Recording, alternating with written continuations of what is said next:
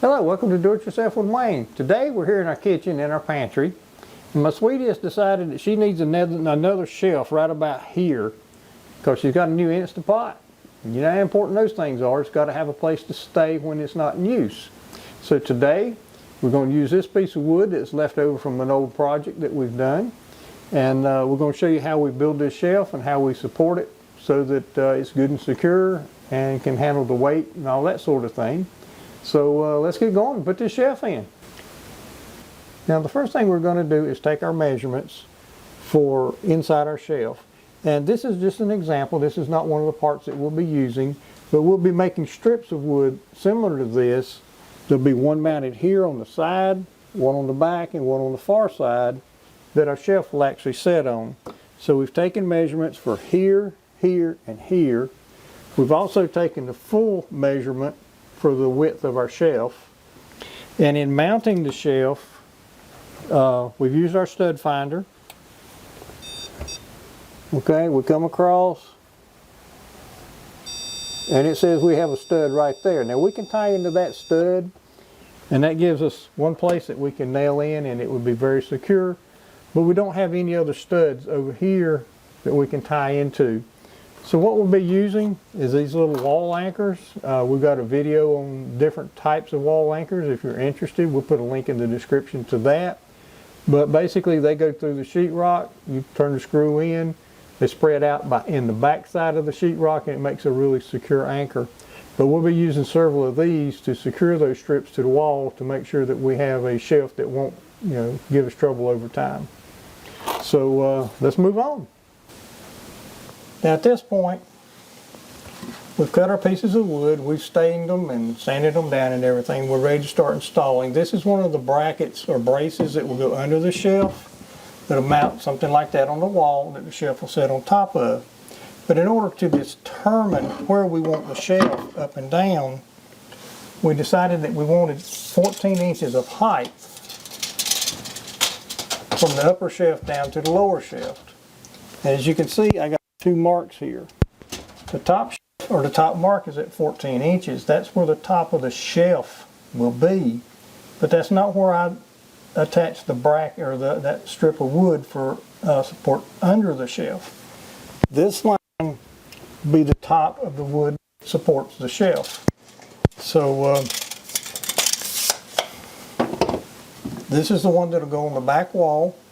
So it'll be mounted right there, like so. And I use my level to put that black line there to get it level.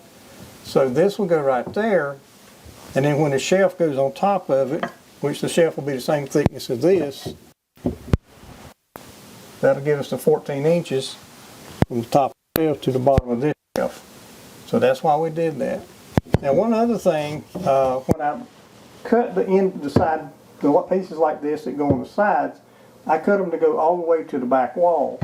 So when I mount this, I got to make sure that there's room right there. Hopefully you can see that, where this piece for the side goes all the way to the back wall.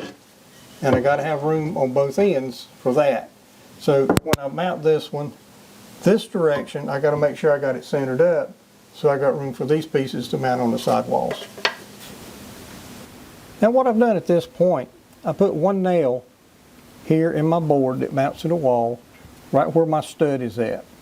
I drove it in most of the way, but not all the way, but that lets me tilt this to get the that piece of wood level. And I got my level on there.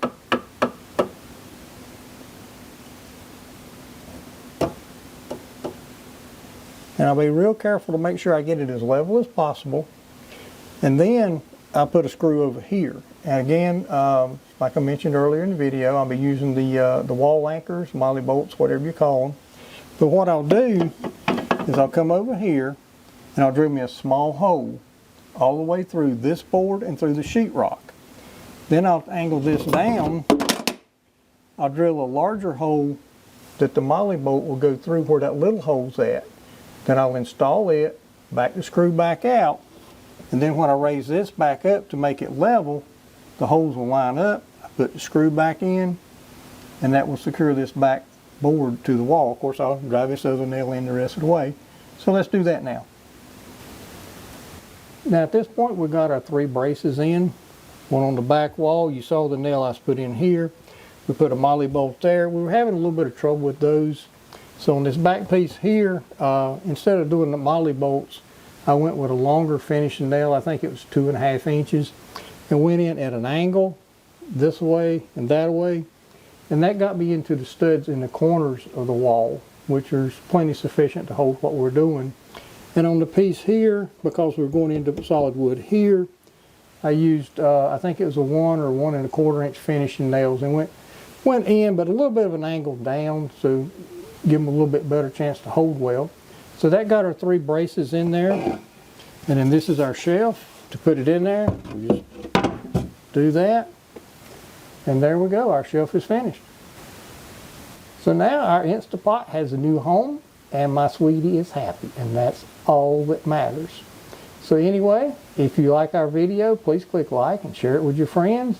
And if you would, please subscribe to our channel because it helps us grow. It also helps you find other DIY stuff that we do. We also do some tool reviews and things that also, could help you save money. And that's what this channel is all about, teaching you how to do things yourself to save money. So if you want to save money, subscribe to our channel and we'll help you with that. At this point, I'd just like to say thank you for visiting. Do it yourself with Wayne, and we hope you have a great day.